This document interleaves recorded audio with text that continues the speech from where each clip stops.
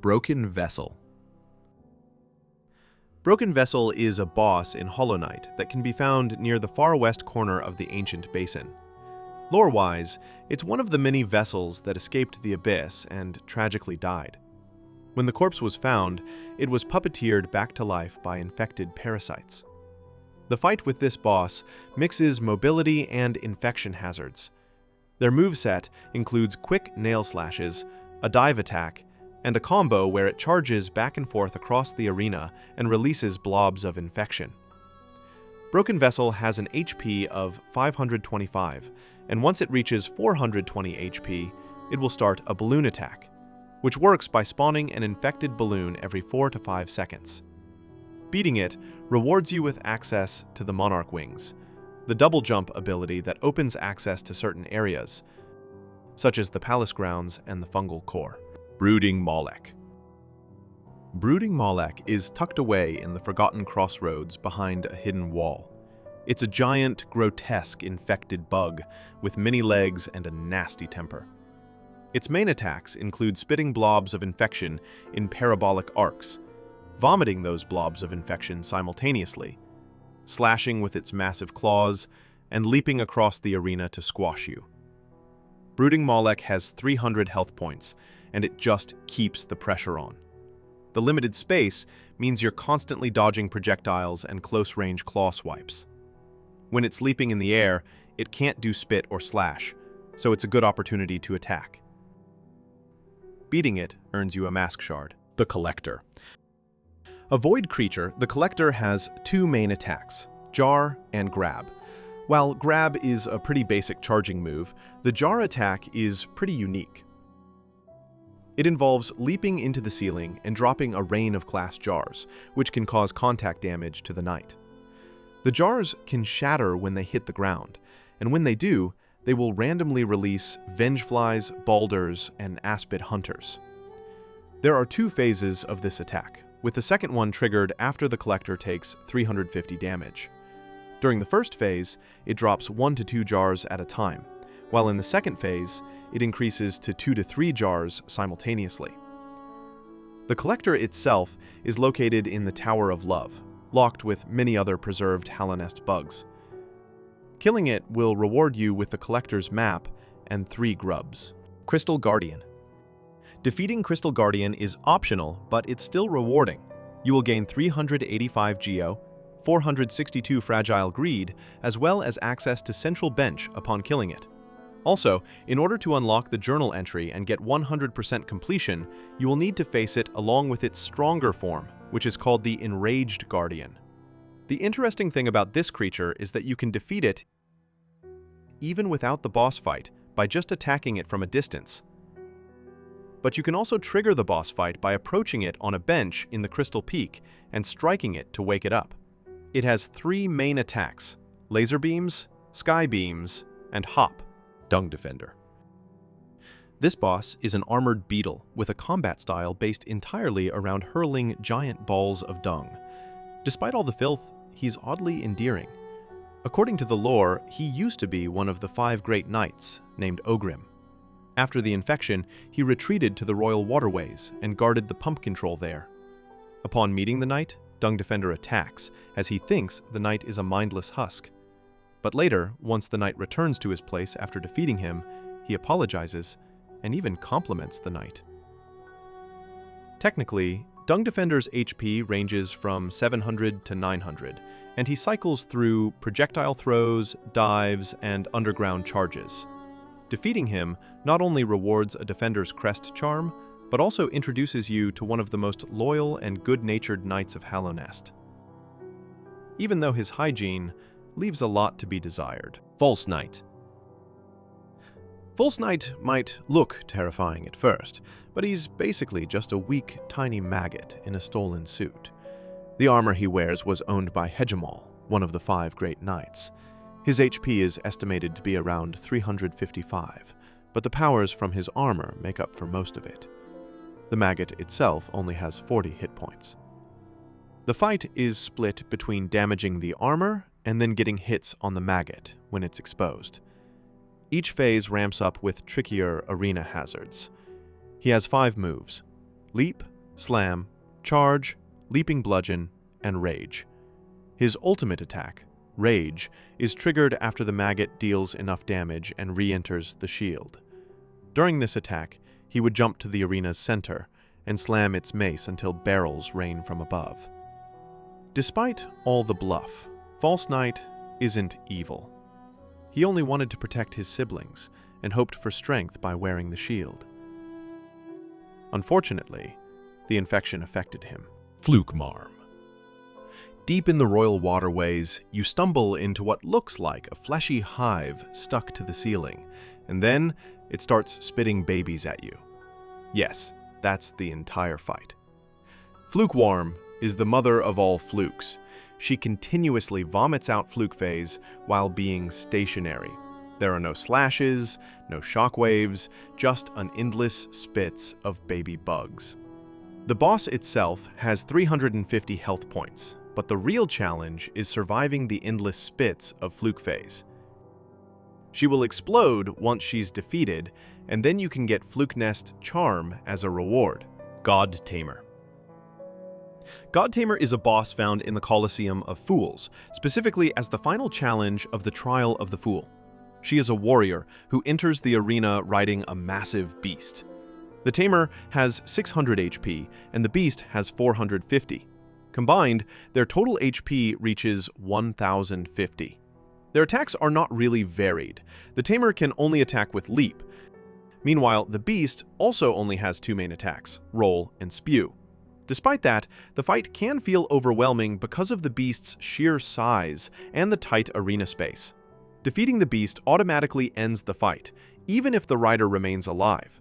This makes the encounter less about a true 2 versus 1 boss, and more about controlling the beast's attack patterns. The reward for clearing the trial is a large amount of Geo, as well as the Fool achievement, Gruz Mother. This optional Colosseum of Fools boss can be found sleeping in Forgotten Crossroads. As her name suggests, she's a mature Gruzer. Interestingly, instead of laying eggs, she carries her young in her fat stomach. This leaves her easily tired, and that's why the knight finds her sleeping. When struck, she will wake up and fight the knight. Gruz Mother charges by slamming her body between the floor and the ceiling repeatedly. This attack is called Wild Slam. Defeating her doesn't end the boss fight. Once her HP runs out, she will release a swarm of Gruzers. The knight must defeat them to completely end the battle. In Colosseum of Fools, you must fight 2 of the Gruz Mothers at once, and to unlock her journal entry, you must defeat 3 of them. Hollow Knight. The Hollow Knight was chosen from among the vessels birthed in the abyss to seal away the Radiance. These beings were meant to be hollow shells, free of mind, will, and voice, so they could act as perfect prisons for the Radiance. But the Hollow Knight still carried traces of attachment, allowing the Radiance to corrupt it over time. Eventually, the Radiance's power broke through. This resurgence drew the Knight back to Hollow Nest. The Hollow Knight is the penultimate boss of Hollow Knight, fought in the Temple of the Black Egg after killing all 3 Dreamers. It has 1,000 health points and cycles through a broad moveset that escalates as the battle progresses. There are 3 initial phases of the battle. Once the 3rd phase ends, the Hollow Knight heals itself for the 4th and final phase. This adds 250 health points to him. Hornet Protector. This boss is quite mighty for her size. However, she underestimates the knight's power, and as a result, she holds back during their fight in Greenpath. Her main weapon is a needle. Hornet Protector has 225 health points, 6 base attacks, and 2 maneuvers. Defeating her will reward you with a Mothwing cloak. After the knight defeats her, she later appears again and learns about the knight's quest. Then she departs with a request that the knight seek her out at the cast-off shell if they still want to take part in Hallownest's perpetuation. Mantis Lords. Mantis Lords are another optional boss that is not required to defeat to finish the game, but comes with nice rewards. Upon defeating them, you will get the Mark of Pride charm, the Hallownest seal that you can sell, and 620 Geo. The boss consists of 3 sisters who lead the Mantis tribe in the fungal wastes. You can trigger the fight by coming to the Mantis village and challenging them. The battle unfolds in a couple of phases. In the first phase, you only fight a single Mantis Lord. After you defeat her, she regains her throne. The two others then join the battle. Massive Moss Charger. Massive Moss Charger is an optional mini-boss located in Green Path near Fog Canyon. At first glance, it looks like just another Moss Charger, but this one suddenly grows to several times its size. The fight with this creature is pretty straightforward. It's relatively weak, with little health and a couple of moves, one being the basic charge attack and the other being Belly Flop, where it leaps into the air for a short hop attack. Defeating it reveals that the giant is actually a cluster of moss chargers hidden under the moss. They then quickly disperse and escape underground. Beating Massive Moss Charger doesn't drop unique rewards, but it does give you a decent amount of geo. Oblobbles. Oblobbles are a paired boss fought in the Colosseum of Fools during the Trial of the Conqueror. They're two oversized, bloated bugs that hover constantly and attack in tandem. They follow the same moveset. Their primary attack is shots of acid liquid. They also perform fast charges across the arena, bouncing off walls and reversing direction. The key mechanic is that both must be defeated to finish the trial. If you kill one while the other remains, the survivor will go into frenzy and increase its speed and aggression. Radiance. The Radiance is the true final boss and main antagonist of Hollow Knight. She's a higher being who was once worshipped by the Moth tribe, but then forgotten. As her memory began to spread again, the infection appeared. To tackle this, the Pale King attempted to seal her within the Hollow Knight, but as we know, the Hollow Knight had impurities. As a result, she eventually managed to break out of the Hollow Knight and started the infection again. This event triggered the Knight's return. This character has a variety of attacks and maneuvers that are gradually unleashed across 5 phases. Early phases feature beams of light that sweep across the battlefield, sword barrages that rain from above, and orbs that force evasive maneuvers. Later phases escalate with tighter beam patterns and denser sword storms. Soul Master.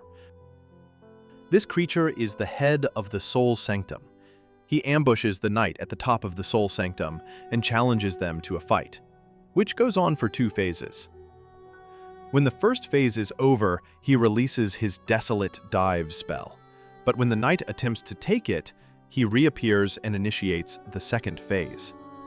Interestingly, the second phase of the battle is relatively easier than the first one because his moves are predictable. When he's finally killed, the knight can finally take the Desolate Dive spell as well as 380 geo. Soul Master believed that soul was the cure to the infection, so he hoarded and consumed it. While this allowed him and his followers to resist the infection, his pursuit of immortality drove him to madness. Soul Warrior. While Soul Master is the main boss of Soul Sanctum, the knight also has to fight his subordinates, the Soul Warriors. They are mini-bosses that guard the main access to Soul Sanctum's upper levels and the side wing. In addition, they also appear twice in the Colosseum of Fools. In order to unlock their journal entry, you need to defeat at least 2 of them. One of the Soul Warriors' unique abilities is Teleport. It constantly blinks around the arena to evade or prepare an attack. When it teleports, it can also release a dive/slash attack, where it appears right above the knight and charges downward. Traitor Lord. The Traitor Lord carries 800 hit points. His primary tools include enormous scything slashes that cover large arcs, ground slams that release shockwaves, and a rapid dash attack. You can find him in the upper part of the Queen's Gardens. Once you defeat him, you'll gain access to the White Lady. Once a leader of the Mantis tribe who allied himself with the infection, Traitor Lord earned exile and hatred from his kin. Later, he and his followers settled in the Queen's Gardens, where they tried and failed to drive out the White Lady. Despite that, the exiles lingered there, and the Traitor Lord's daughter eventually died. Uumuu. Uumuu is the boss of the Teacher's Archives. It serves as the final obstacle before reaching Monomon the Teacher. Unlike most bosses, Uumuu can't be defeated by simply charging at it because it's surrounded by an invulnerable electric membrane that's immune to attacks and spells. The strategy is less about brute force and more about patience. You'll need to dodge its attacks until Quarrel shows up to briefly break Uumuu's shield. Those few seconds are your only window to land some damage. Uumuu itself has 2 attacks, and they're entirely electricity-based. The first one is Burst, where it summons slow-moving electric orbs that float around the arena in patterns. The second one is Chase, which involves unleashing small bursts of electricity toward the knight. Killing it will not give you any particular item as a reward, but you will get access to Monomon the Teacher. Vengefly King. This creature is essentially a supersized version of the common Vengefly. It has one of the lowest health bosses in the game. Its moveset is simple. The Vengefly King hovers in the air and swoops in a quick dive attack. In addition, it can also summon up to 2 Vengeflies, with a maximum of 4 alive Vengeflies at once. The arena is straightforward and large, with no particular hazards, so the main challenge comes from reading its movement patterns. Fighting it is optional, but once defeated, it usually rewards Geo. You can find Vengefly King above the roads of Greenpath, as well as in the Coliseum of Fools. To get its journal entry, you must defeat at least 2 of them. Watcher Knight. Instead of 1 enemy, the fight with this boss consists of 6 identical knights known as the Watcher Knights. Although it sounds overwhelming, only 2 are active at any given time, so you don't have to fight all of them at once. Defeating 1 causes another to awaken until all 6 are down. The fight has a unique quirk. You can disable 1 knight by using the chandelier above the arena by dropping it onto a knight. This reduces the total count to 5, easing the pressure slightly. The Watcher Knights themselves are the personal guardians of Lurien the Watcher, one of the 3 Dreamers. You can access Lurien the Watcher only after you defeat these knights. Zote the Mighty.